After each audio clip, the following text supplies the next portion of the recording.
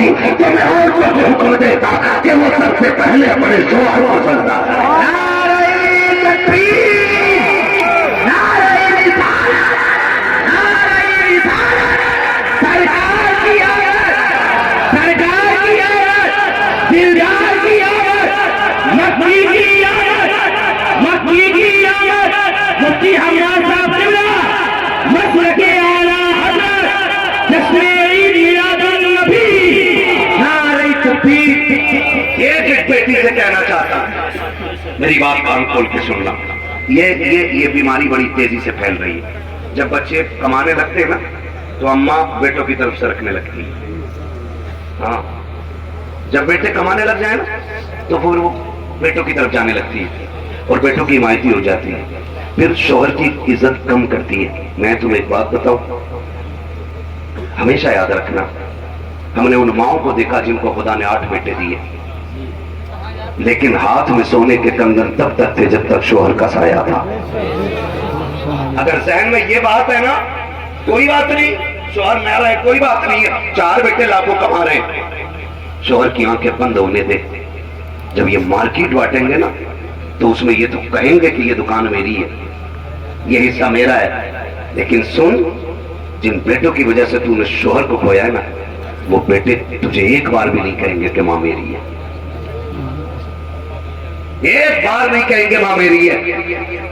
और शौहर की कदर करना, इसलिए कि जब शौहर का साया होता है ना, घर के अंदर 6 बहुएं भी होती है और माँ 70 साल की हो जाए, हर बहू पूछती है माँ तू बता आज क्या बनेगा। अगर पूरी कह देती है आज दाल बननी है, किसी बहू में हिम्मत नहीं है कि वो उसकी मर्जी के खिलाफ नमक डाल सके। किसी बहू में ताकत नहीं है जो सास की मर्जी के खिलाफ एक कदम भी आगे बढ़ा सके। तुझे क्या लगता है ये पावर तेरे वजूद की है, ये ताकत तेरे जोड़े की है, ये ताकत तेरे कंगन की है? नहीं, खुदा की कसम, अगर खुदा ने ये रोक दिया है तो तेरे शौहर के वजूद में दिया है। जिस दिन शौहर नहीं होगा, क्योंकि बहू तुझे ठोकर मार के साइड कर देगी। आज तेरी मर्जी से खाना बनता है, कल अगर शौहर नहीं होगा कोई तुझे ताजा रोटी देने नहीं आएगा, कोई तुझसे खाने को नहीं पूछेगा। इसलिए मैं कहता हूँ आज कदर कर लो शौहर की। अगर ये चला गया तो दुनिया की खुशियां भी चली जाती है, दुनिया की बहारें भी चली जाती है।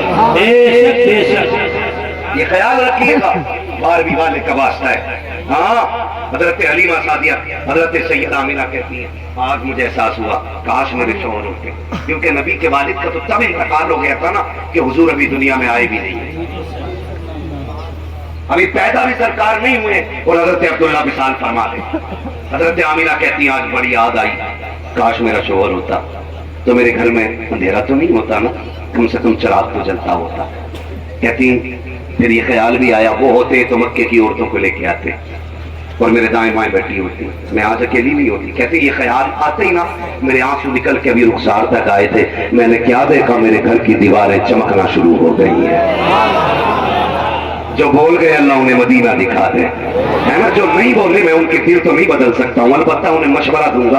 अगर इस बात पे भी सुभान अल्लाह मुंह से नहीं निकला ना, फिर मौलवी की कमी नहीं है, अपने लुक में जाके तक चेक करना, हराम के खाएं के हलाल के खाएं। गरीबी में गरीबों की शराफत कम नहीं होती, क्या बात, गरीबी में गरीबों की शराफत कम नहीं होती। करो सोने के 100 टुकड़े तो कीमत कम नहीं होती। गरीबी में गरीबों की शराफत कम नहीं होती, करो सोने के 100 टुकड़े तो कीमत कम नहीं होती। और बताई जाती है जो रोटी मेहनत की कमाई है, अगर फांसी भी हो जाए तो नफरत कम नहीं होती। क्या बात है, मुस्तकीम भाई ने कमाल कर दिया। हाँ ना, इनके इसाले सवाब के लिए कहते सुभान अल्लाह। हाँ, सिंधों को भी इसाले सवाब हो सकता है ना भाई, है ना, हो सकता है। तो फिर एक बार और कहते जरा सुभान अल्लाह। खुदा आपको सलामत रखे। नबी की अम्मी क्या कह रही, मेरे घर की दीवार चमकने लग गई। एक तो ये एहसास था अंधेरा, कहती मेरे घर में उजाला होने लगा। वो कहती है अचानक फशक्कल जिदार, मेरे घर की दीवारें फटी। फदखला सलासुल निस्वा, 3 औरतें मेरे घर में आई। कहते हैं कद खजूरों जैसे लंबे, चेहरे चांद से ज्यादा रोशन। मैंने कहा कौन हो? क्यों आई हो मेरे घर में, काम क्या है तुम्हारा? कहने लगी उनमें से एक ने कहा पहचाना नहीं? कहा नहीं। कहा मुझे आदम की बीवी हव्वा कहा जाता है। क्या बात है, सुभान अल्लाह, खुदा सलामत रखे। मुझे लग रहा है कि मैं सैयदों की बस्ती में बात कर रहा हूं।